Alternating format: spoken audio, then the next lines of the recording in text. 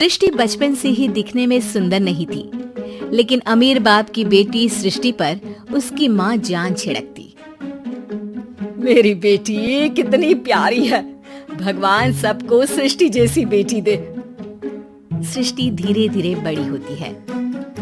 एक दिन सृष्टि की सहेली कहती है, तू दिखने में कितनी अजीब सी है, लेकिन मैं जानती हूँ हम सब में सबसे अच्छी शादी तो तेरी ही होगी। तेरे पापा अमीर जो है।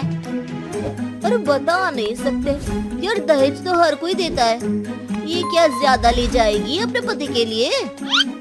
अरे बड़े शहर में कोठी है इसके पापा की। अरे पापा की है ना, कौन सी इसकी है? इसकी होती तब तो कोई भी लड़का इससे शादी कर लेता। अरे पापा की मतलब पापा की है तो मेरी ही है ना? किसने कहा? अब तेरी तो तब होगी ना जब तेरा भाई ना हो। वैसे भी शादी के बाद सारी प्रॉपर्टी भाई के नाम होती है। सृष्टि समझ जाती है कि उसे किसी भी हालत में माँ बाप की सारी प्रॉपर्टी को अपने नाम करना है, लेकिन कैसे? एक दिन सृष्टि का भाई शीनू कहता है, बहन क्या कर रही है? तुझसे एक बात करनी है। अरे हाँ करना, मैं तो तेरी बहन हूँ। बहन मेरी लाइफ में ना एक लड़की है, बहुत अच्छी है। मैं सोच रहा हूँ माँ और पापा से बात करूँ शादी के लिए। सृष्टि को समझ में आ जाता है कि भाई की शादी होते ही भाभी उसे एक दिन भी घर में बर्दाश्त नहीं करेगी। क्या बात है भाई, बताना कौन है वो? यार वो बहुत अच्छी लड़की है, पढ़ी लिखी है, मेरे साथ जॉब भी करती है। बस एक प्रॉब्लम है। हाँ प्रॉब्लम? क्या प्रॉब्लम है भाई? यार वो शादीशुदा है, लेकिन उसके पति ने उसे सिर्फ इसलिए छोड़ दिया क्योंकि उसके माँ बाप दहेज नहीं दे पाए। सृष्टि ये सुनकर न जाने क्यों खुश हो जाती है। अरे भाई तो क्या हुआ, लड़की तुझे तो पसंद है ना? शीनू को लगता है कि बहन उसे समझ रही है। वो इस बात से अनजान होता है कि उसकी बहन की मंशा पूरा घर हड़पने की है। सृष्टि अपनी माँ से कहती है, मम्मी मुझे तो बहुत चिंता है। पता है शीनू क्या कर रहा है? अरे क्या कर रहा है? वो तो काम पर जाता है और वापस घर आता है।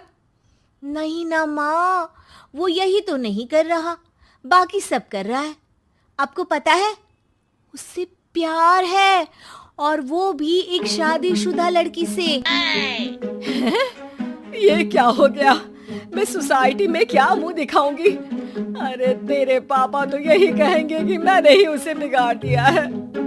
माँ देखो, मेरी बात मानो, पापा पर भी विश्वास करने की जरूरत नहीं है। अब आप ही बताओ, पापा इतनी देर घर के बाहर रहते हैं क्यों? बोलो। अरे बेटा वो तो नौकरी करते हैं ना। तू बहुत भोली है माँ। पापा का ऑफिस तो 7 बजे खत्म हो जाता है, लेकिन देखो कितनी देर से आते हैं। अरे नहीं बेटा, ऐसी कोई बात नहीं है। सृष्टि माँ को एक औरत से बात करते पिता की फोटो दिखाती है। देखो माँ कैसे हैं पापा। मैं ना कहती थी कि पापा सही नहीं है। मैं तेरे पापा से बात करूंगी, दे फोटो मुझे। ओ माँ, वो तो डिलीट हो गई। लेकिन चल, तूने तो देख लिया ना।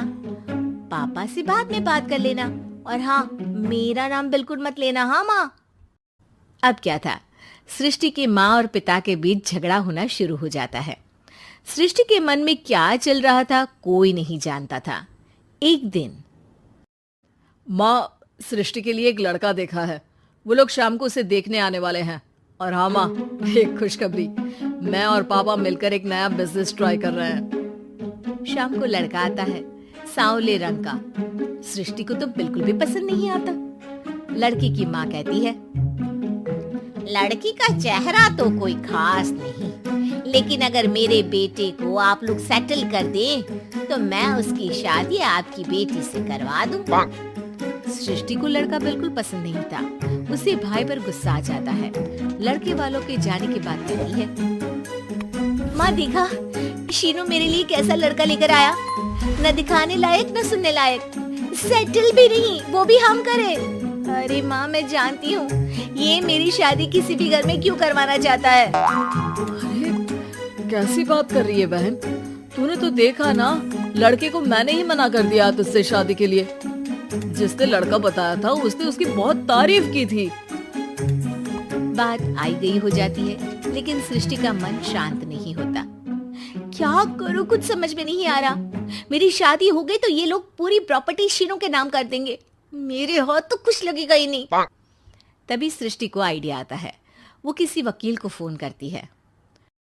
जी देखिए, अगर आपके मम्मी पापा का तलाक हो जाता है तो आपके पिता की आधी प्रॉपर्टी आपकी माँ के नाम हो जाएगी, फिर उसे वो किसी को भी दे सकती है। सृष्टि अब माँ को बेटे के खिलाफ भरती है। माँ, शीनू पर नजर रखा करो। वो जिस लड़की के प्यार में है ना, वो शादीशुदा है। यहाँ आएगी, सारा पैसा, रुपया, जमीन, जायदाद सब हड़प लेगी। पापा का भी हाल तुमसे छुपा नहीं है। ऐसा ना हो कि मैं और आप एक दिन सड़क पर भीख मांगे। हे भगवान, मैं तो जीते जी मर जाऊंगी अगर ऐसा हो गया तो।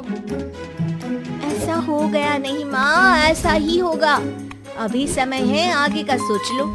मैं तो कहती हूँ पापा से आधी प्रॉपर्टी लेकर अलग हो जाओ। पापा की आधी प्रॉपर्टी भी हम लोगों को अगर मिल जाती है ना, तो अगले 7 जन्म सफल समझो।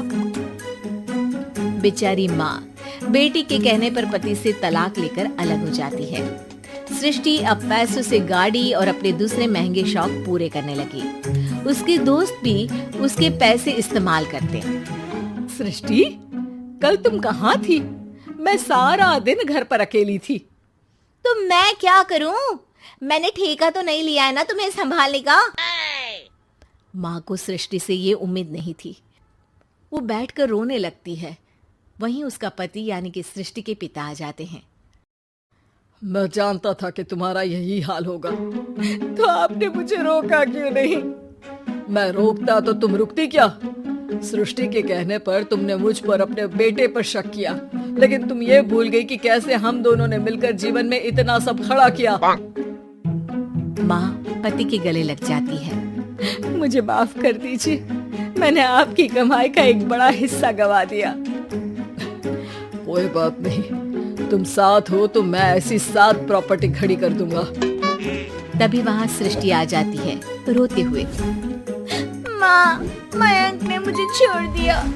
वो बोल रहा था जब तक मेरे पास पैसे थे तब तक ही वो मेरे साथ था।